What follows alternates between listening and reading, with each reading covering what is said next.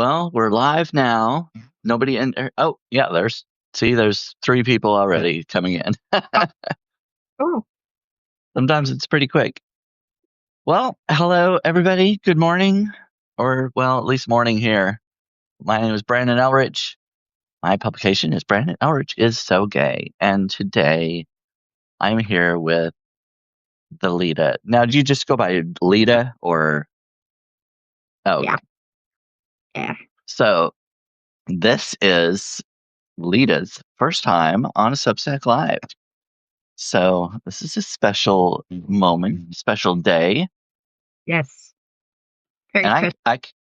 yes, and I connected with you several months ago. I don't even remember when exactly it was, but the the For what first. people that have started reading on Substack, actually. Oh yeah, okay. Mhm. Now that the first thing I remember as far as interaction was I think I read a story about Minnie Pearl. Mhm. And at least that's the first time I remember interacting with you because I read that I saw the title. It was I wrote it down here somewhere. Oh, howdy, Yeah. embracing embracing Minnie Pearl.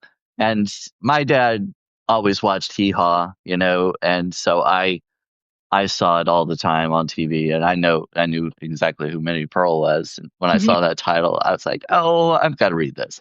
Mhm. And and that's kind of where I remember connecting with you. Mhm. But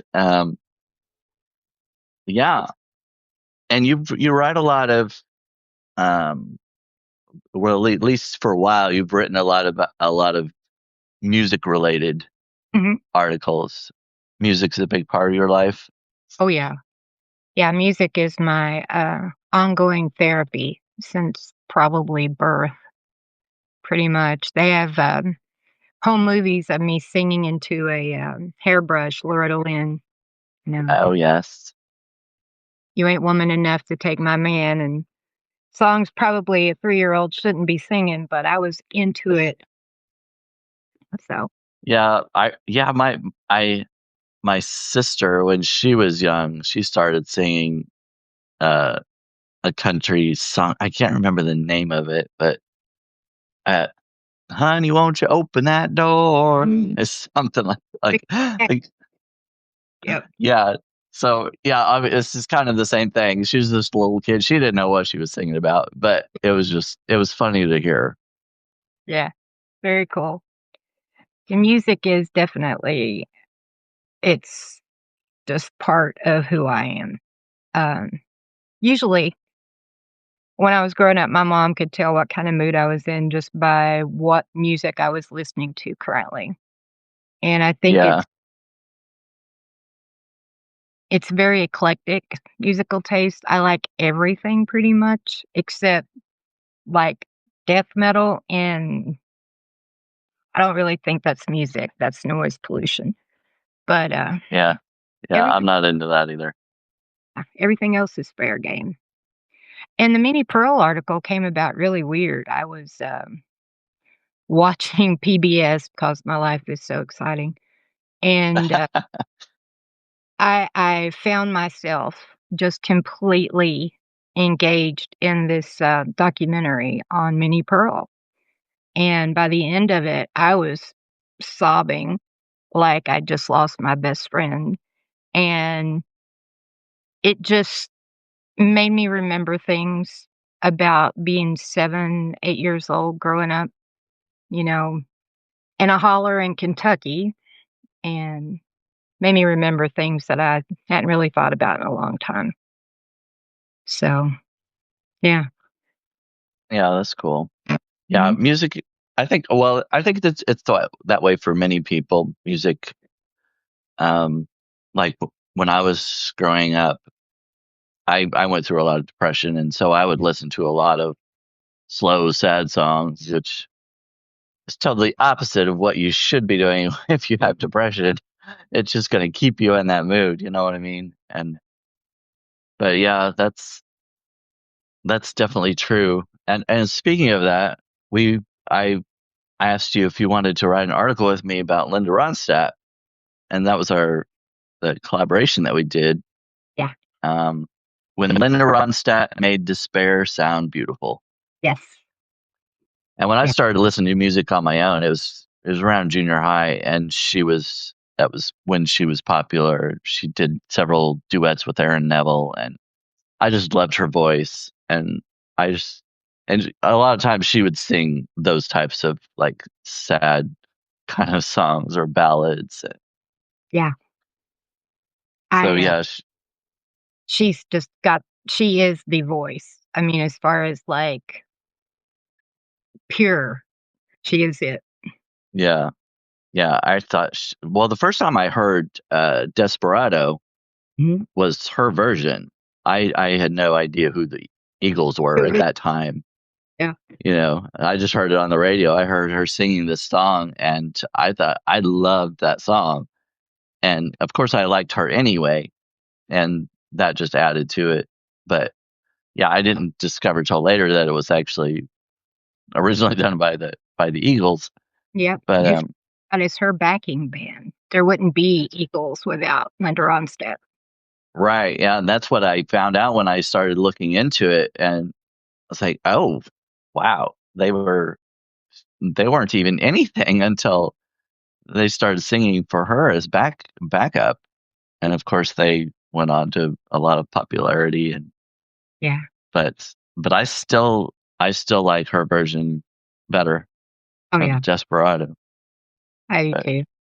She was smart enough to slow it down. Their original version was kind of fast and just didn't do the song justice. So she's oh a yeah, I think I did read that too, that originally they did it faster, and yeah, so I think she influenced them quite a bit. yeah, They yeah. wouldn't be who they are without her. They did a But lot of session singing, doing background vocals and harmonies for a lot of Southern California sound bands. I think they did some background work for Paul Davis and Dan Fogelberg.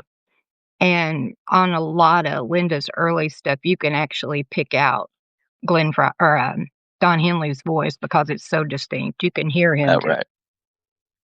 so that's kind of I think interesting because most of the people that they worked with early in their career were very much harmony based.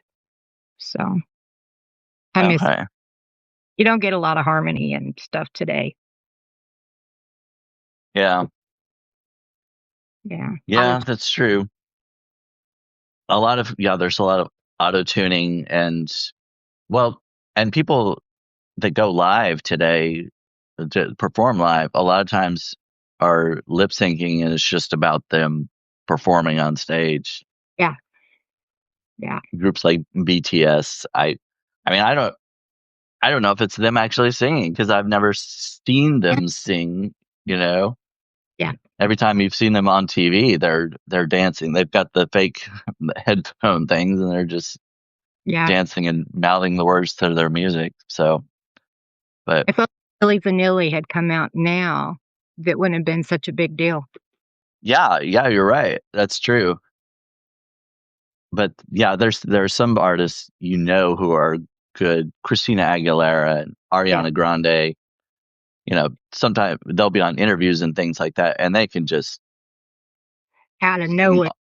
right, just on the spot, and just hit all the notes, and they're talented. Yeah, but that's few and far between now. Right. I don't know. You get them every now and then, like, Teddy Swims, who I'm wearing a sweatshirt. Oh yes. Oh Love yeah, I really like him. yeah, been a fan of his. I actually saw him at the Mercury Ballroom before he hit big. He had just, done the single "Broke," and I was rabid fan and was dying to see him because I knew he was gonna be huge.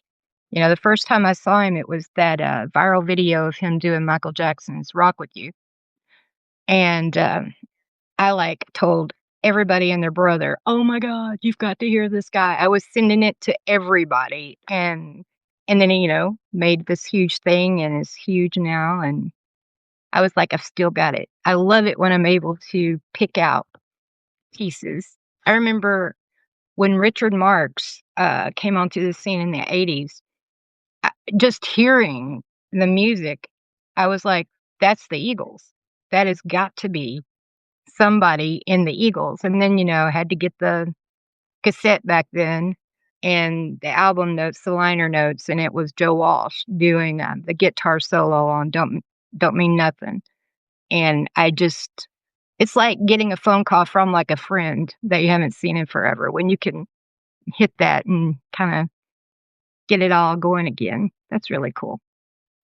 Yeah, when I heard right here waiting for you, that I loved that song.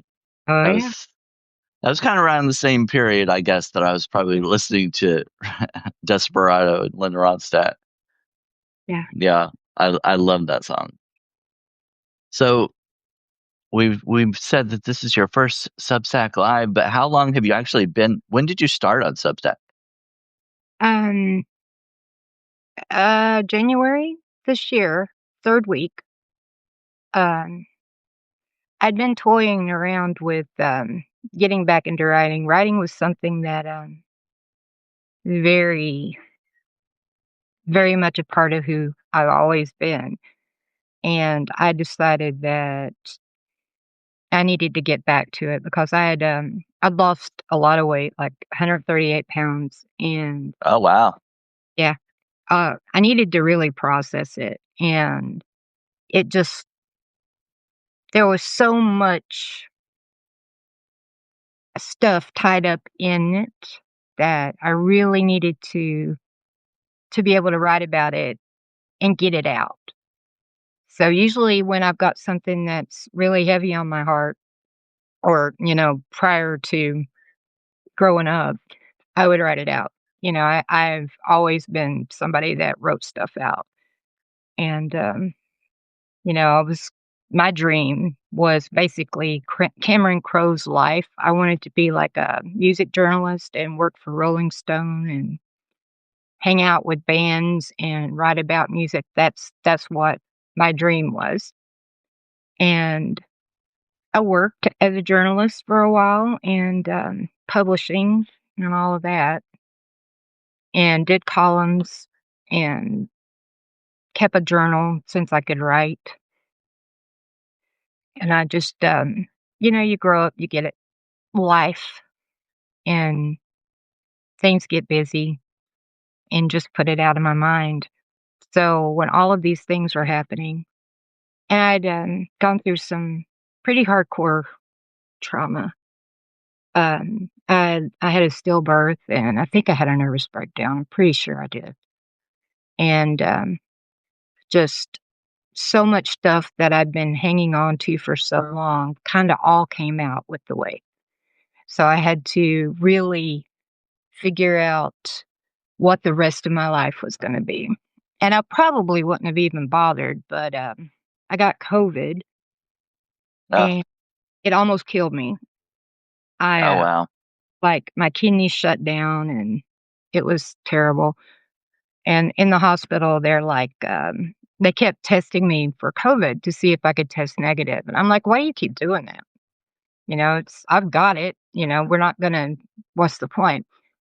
And they said, well, we want to be able to let your family come and see you in case you don't make it. And Oh, I don't know, that was like, "Phew, okay, this is the real thing. This is happening." It was like this wake up call siren in my head.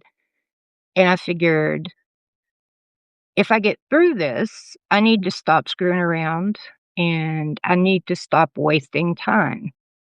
mm, I need to do what I want to do because there's less life in front of me just by virtue of being in my 50s, then it's just not going, there's not a lot of time.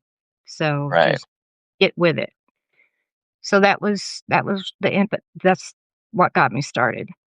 And then I started and I was like, "Oh my god." I forgot I had so much to say, you know? So, it's been good. Been really good. I feel more like who I really am than I have in forever. Probably 25, 30 years. So, Well, that's it's really cool. I yeah. mean, it's not great that it took almost dying to do it, but Mhm. That's getting my attention. "Oh, yeah, you could die. You've got my attention. Let me get right on that now." right. But I don't know. So No, go ahead. was oh, that's all right. What was Substack the first one you tried? The first writing platform? That I stuck with, yeah. I'd done, I'd tried to do it, I don't know, several years ago on Medium, Yeah, and I think I did pretty good, like, I got maybe 3, 4, which was huge at the time, but I just didn't have the stick to it with it, and I just didn't really wanna get into all the baggage floating around in my head. But, I'm really I think deep down inside, and this is something that I never thought of myself as being, but I think it's really important to connect. I think especially now with cell phones in everybody's hands and just there being no disconnection now, that people don't really know how to communicate with each other. And yeah, I mean, in text like nobody's business, and I can have whole conversations through emoji, but other than the little dopamine hit when the phone rings or dings or whatever, there's really nothing there. And I just, after almost dying and trying to process all these things that I just hadn't processed yet, it made me think there's this this emptiness. And it made me get really intentional about reconnecting with people that I love and making sure that I am connecting with my friends and family and the people that care about me and trying to give something back. And that's been really an incredible part of this whole thing. I feel like I'm not chasing likes. I'm really trying to share something that might be helpful to somebody, you know? yeah.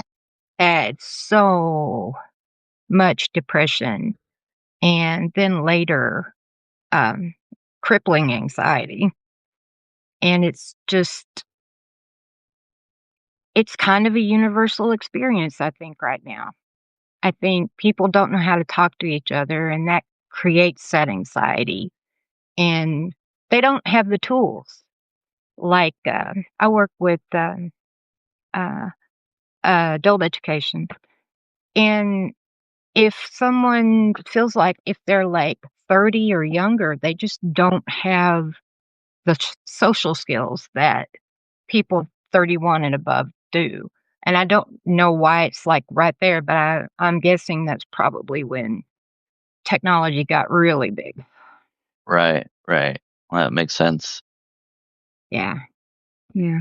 But it's And that just, kind of leads into what I was going to mention. You had a series called The Loneliness Epidemic that you've been writing different parts to. yep. And that's like, you were talking about connecting with friends and family and stuff, but now you're connecting with strangers and, helping people online. I think I don't. This must have been the description on your website. I wrote down. I help Gen X creatives, and seekers quiet self doubt and find their voice through mindful storytelling. Hmm. So, do you feel like that's kind of your mission statement? Yeah. Very much so. Very much so. If I can save somebody the trouble of doing something stupid like I've done, that's a win. If somebody feels better knowing if they've done something stupid, they're definitely not the only one. I feel like I've done the right thing with my life, you know? Yeah. I don't know, it's just we're here for such a short time, Right. and it just I don't know if everybody gets to be my age and kinda has, like, a little midlife crisis, or if we've just been around long enough to realize that we've been taking ourselves way too seriously, and we need to find the joy. I don't know. I don't know if that's a universal experience or not, but it feels like, I don't know, just don't feel like wasting anything anymore. Yeah.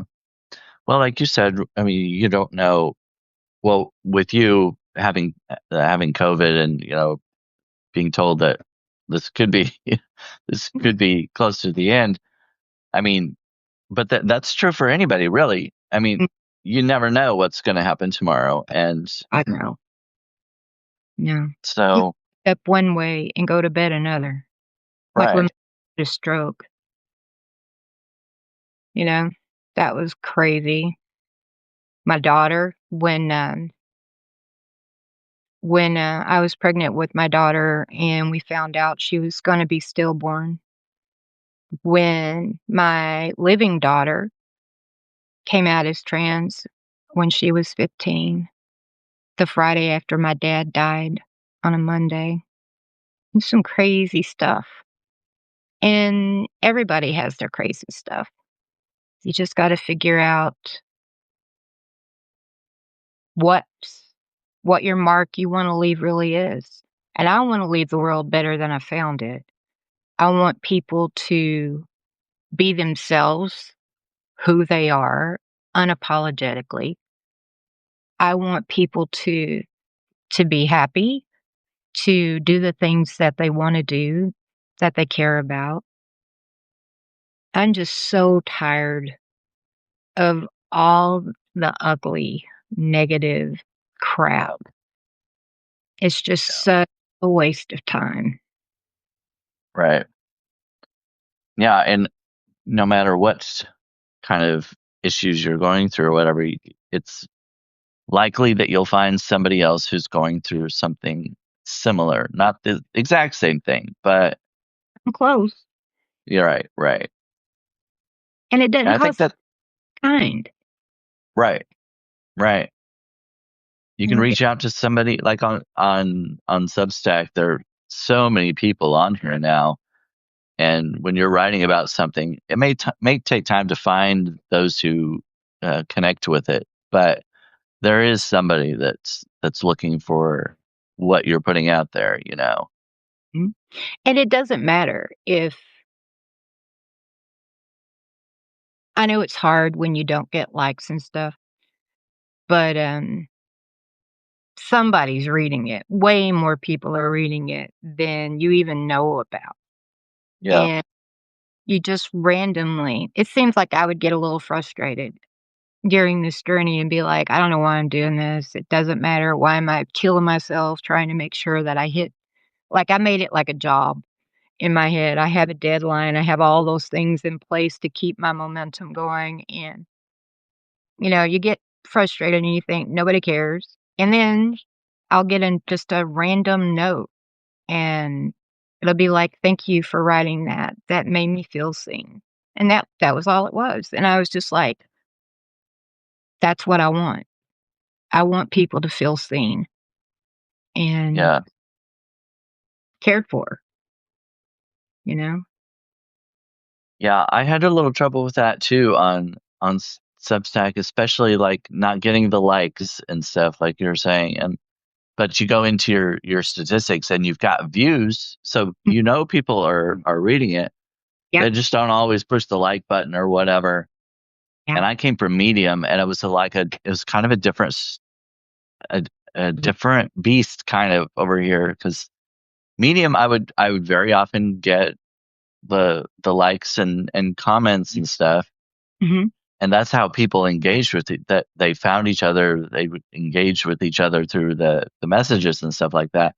And then it comes to Substack, and I didn't get that same thing at first, at least, and it's like, oh, that why aren't people liking my article? Well, I got these likes on Medium. They're not clicking the heart button on this platform. But I just had to kind of get over that, kind of get used to not not focusing so much on that, Mhm. and just write what I'm supposed to write, and I'll find who I need to find. It's made me be very present, and I think that's probably the biggest blessing that I didn't expect from writing again. It's like I'm spending all this time writing about all these things that happened in the past so I can process it and get out of my toxic compartmentalization. But, it's getting it out makes you pay more attention to what's around you. And being at this age, there is the less time in front of me. It really forces that presence thing. And that's the best thing in the world, to be who you are and living and noticing and participating in your life in that moment. If I can sustain that, then I'm going to be a happy, happy camper. Yeah. So you've enjoyed your time here so far? I do, very much so. I'm kind of sad it took me so long to get my head out of my butt, but yeah, yeah, it's good. It's good to get all this crap out for real. And Yeah. then got the new thing I'm doing, which is a little bit of razzle dazzle, a little bit of storytelling in a different way, and a way to honor being from Appalachia. So, Appalachia. Yeah. It like the real true Appalachians say it. But yeah, Yeah, that's the next thing I was going to ask about too, is your new, I guess it says new section in your publication. yeah, It's Granny's, now do you say grimoire grimoire. Yeah, grimoire 13? Okay. yeah. And so where's the inspiration? You said you grew up in Appalachia? Is that how Appala- you say it? All Appalachia. right. Yeah. I live a mile from where I was born and raised, so it's like I'm still in Appalachia. I grew up in the middle of nowhere in a holler in Kentucky, and when I was growing up in the 70s, um, there's a lot of granny women, and for lack of a better way to call them. We had a neighbor who always had a headscarf tied on her head and was always talking about roots and doing all the things. And if anybody was sick, she had something in her kitchen that she would pull out, and Oh yeah. didn't look like it didn't look like any medicine I ever saw, but 9 times out of 10, it worked a lot faster than anything you coulda got from the doctor. Oh So, yeah. a lot of that tradition that I grew up with, and I just know this stuff. I had a cousin who grew up, her home was actually an old Civil War hospital, and, Oh. her mom, always had cats, so she was the person that would keep me stocked in kittens, and I just learned all this stuff from her and from her daughter who, later gave me lots of information about just things that will heal you and just to learn your woods. I live, on, a wooded acreage. We've got some land, and just knowing what's in there, as far as, foraging, mushrooms, different plants, all of that stuff. Just this is a way I can share that knowledge and hopefully, make it interesting and or consumable also, I think, because sometimes people get it in their mind about granny women and the whole witchy thing and all that, but it's way more than that. Like, my great-great-grandmother was a, midwife who rode a mule, in the tri-state area, so Virginia, Kentucky, and Tennessee, and she delivered, like, almost 2,000 babies. Oh, Yeah, wow. there's a lot of heritage and a lot of stories that I don't know, it's a way to honor them, honor my family, and it's good, you know? Yeah. My mom was really into herbs growing up. She would get all the different all the different things for the dandelion root and Mm, valerian root and echinacea. Echinacea seemed to be good for everything, it seemed oh, like. yeah, very good But stuff. yeah, yeah. So I'm kind of familiar with some of that. Um, I don't know how she got started in it, but because it wasn't passed down necessarily from her mother. I don't think she was really into that, but I think she must have had a friend and she read some books and stuff about it. And so, but yeah, I definitely grew up um, drinking some of that echinacea when I was sick and stuff, and Mhm. wasn't didn't taste very good, but God, no. I can, this my mom loves to tell this story, and this is probably why I have an addictive personality. Uh, when, I was born, I was very colicky, apparently, oh yeah, and, my mom, bless her heart, she was young, and my dad worked away from home, and she didn't drive because Kentucky, and, you know, she was kinda stuck with me, and she was tired of my crying.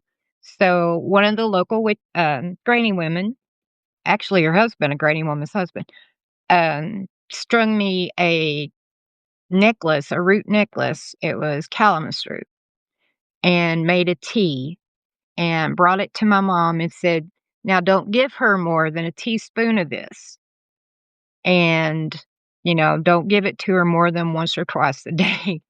And I think that'll calm things down.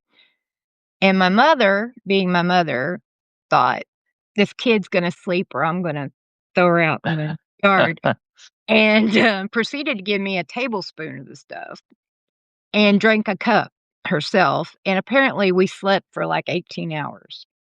oh And wow. when, she woke up, she thought, "Oh my god, I've killed her. She's dead," because I slept. She said I was just laying there looking around like, "Okay, alright. It's all good." Never had another problem with it.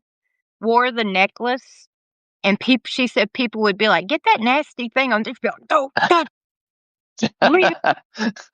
And I like chew on it all the time, so I'm like, "Yeah, I was primed to be a smoker," so, yeah. Yeah, that's pretty good. Well, it's you survived it. I it worked. Gotta Yeah. go work. So do you feel like you have a muse? Some people say they have a muse when it comes to writing, like some kind of spirit or inspiration, kind of personified inspiration that comes to them and reveals what they should write. Do you ever feel that way? I think so. I wouldn't have called it that, but yeah.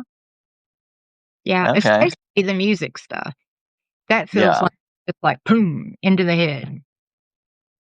And the Granny's Grimoire does too. It feels like it feels like a story I need to tell.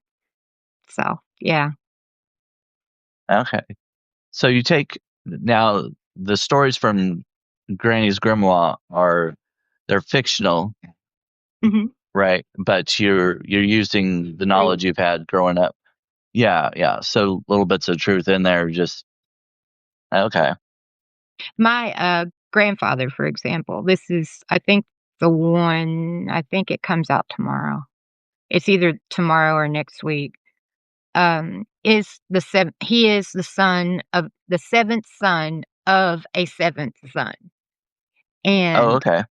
he never saw his father. His father actually passed away before he was born. So, if you know anything about the 7th son of a 7th son, they have all these supernatural capabilities. They can, like if you have a wart, they can whisper something in your ear and the wart goes away.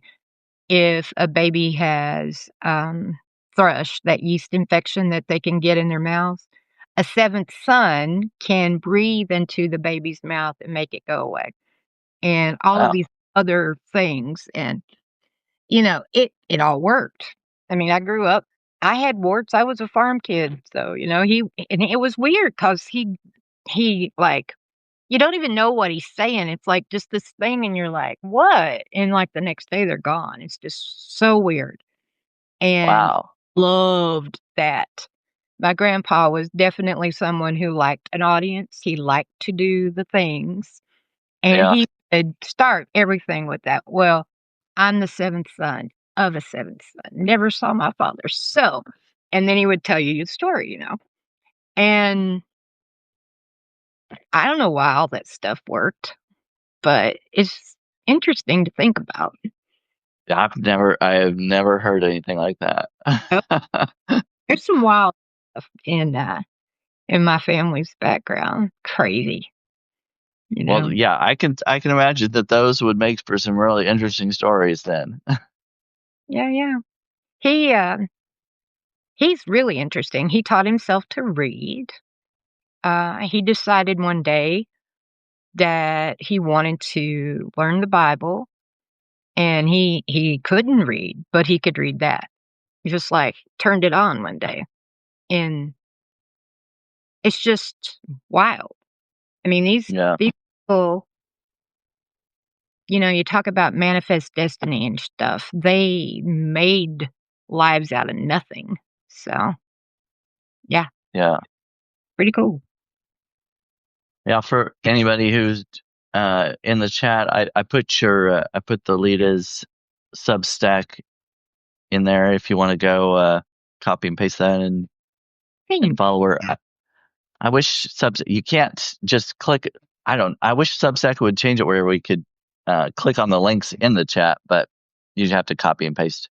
I But know. Seems like an easy fix. I don't know why they're so clunky like that. But yeah, yeah. well, just recently, I guess they changed it where you can do live videos on your desktop or your laptop now, and I haven't tried that out yet. I wasn't going to do it today because I want to make sure I want to do a test run first, make sure it works right, you know. But I'm used to doing it on the phone now, so it's fine. But I saw that on the email. It's like you can't use the desktop. So yeah, right. Yeah, up until just recently you couldn't. But yeah, I got that email. Well, I suppose a lot of people did, or it might have been an article or something. Maybe yeah. not email. Anyway, whatever it was, I it's like, well, now we can do it on desktop. I'll have to uh, sometime during this month. I'll have to test it out when I'm just by myself. But um, so if I don't know, I guess we kind of covered this. But one of the questions I wrote down that I was going to ask you is, what do you hope subscribers or visitors to your publication take away when they read it? Maybe I don't know, maybe different things for your different sections because you've got the Granny's Grimoire now, and Yeah. For Granny's Grimoire, I just want people to get an appreciation or maybe remember an appreciation for lack of a better way to put it, magic. There's so many things that we don't really have a good understanding of, and there's so many things that little rituals that are just good to have, good to know, that connect you with well, with they connect me to Appalachia. It's just one of those knowing where you come from thing for that, and learning a little bit that even though, we're all hillbillies, it's a little more sophisticated and a way more accepting than we get credit for. And the other is just about easing the journey. I try to write about things from the point of view of life being good, life being worth it, and I didn't always think that was true. It took me probably 25 years to finally process losing my daughter, and today's actually her birthday, her death day. Oh, I didn't know that. Yeah. Oh, Um, and it's not like it used to be. Used to be, it's like your body remembers. It's like I would start being grouchy and agitated and just a jerk, just really just, picking at my husband, just picking fights with everybody because that anger and that hurt was still just right there. And I finally worked through that, and then working through, and, the whole almost dying's what made me figure out I better get through that too. It's just don't waste my thing is I don't want people to waste as much time as me. yeah, Don't be your own worst enemy. Don't be so stubborn that you can't help yourself, you know? yeah, So I just want to ease it a little, the journey. yeah. Well, well, if I were you, I probably wouldn't have even come on today because being the birthday and then losing somebody Yeah. close to you just recently. Yeah. Oh, uh, yeah. I read that article, "The Imprint of Sunshine," Mhm. just last Oh, night, I think it was, and she she is incredible. And she would want me to keep on going, yeah, you know. So that's how you celebrate people you love. You keep on going. You take them with you into the future until you're together again. so going back to you mentioned your daughter coming out Mhm. as trans. Yes. Do you have you written much about that, or is that something you kind of leave to her story, or do you include that in any of your own? A little bit here and there. I try to be very mindful about her privacy. Right, right. If for as accepting as I am and the people that I hang out with and are part of my family, this is middle of nowhere Kentucky and things Yeah, can be, but that's her story. right, I love her better than anything. And when she came out, it's like my husband and I, her father and I both were like, we would rather have a living daughter than a dead son. So whatever you need, we got you. So I think the only thing that worries me at all is just that the world is not safe. right, right, And, I pray every day that just keep her safe, let her have a good long life filled with things that make her happy. right, People get all butthurt about their children doing or not doing whatever it is they had in mind. Your kids are not here for you. You brought them right, into the world. Their life is their own. You know, if you brought them here for any other reason, that's your problem. It's right. not the kid's job to kiss your butt and make you happy. Yeah. I kind of come from the opposite viewpoint, not as a parent, but as the child of a parent who wants me to be a certain way or a certain thing, you know? And I had to come to the point where I'm like, I'm not living for my parents, you know, I'm not living my parents' life.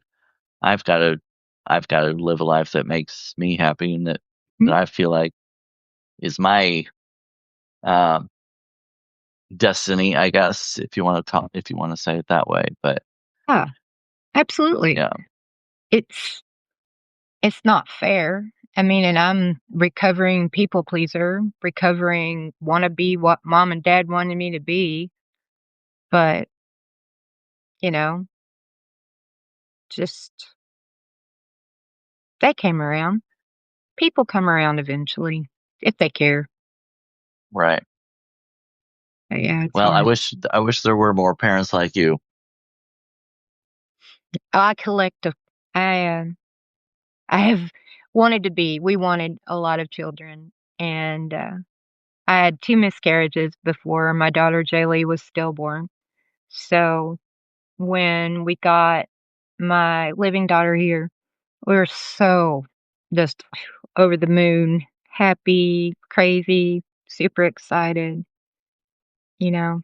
And every time I look at her, I see her little baby, you know? Yeah. And seeing her do things now with joy in her heart,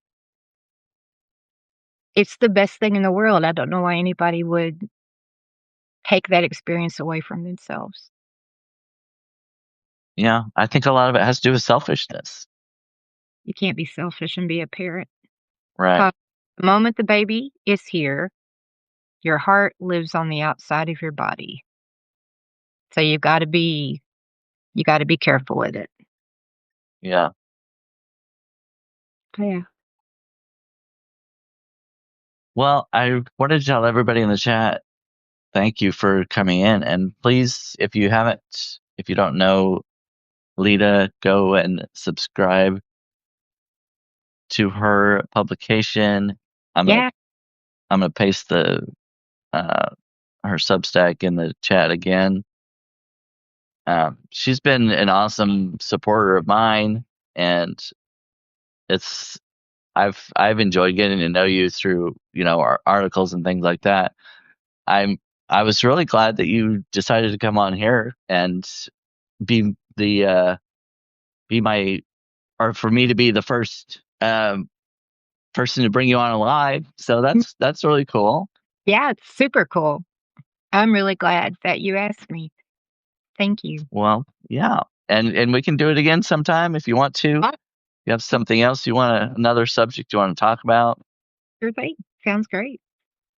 Is there anything else you want to, kind of give the audience before we sign off? Um, just don't be so hard on yourself. Everybody has crap days. I've had crap years, you know? Put one foot in front of the other, keep moving forward. Things will work out.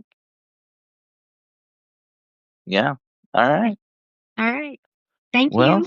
thank you so much. Thanks everybody for coming in, and I'll see you again tomorrow because I'm doing this every day in December. Yeah. Cool. All Thanks. right. See you all later. Bye.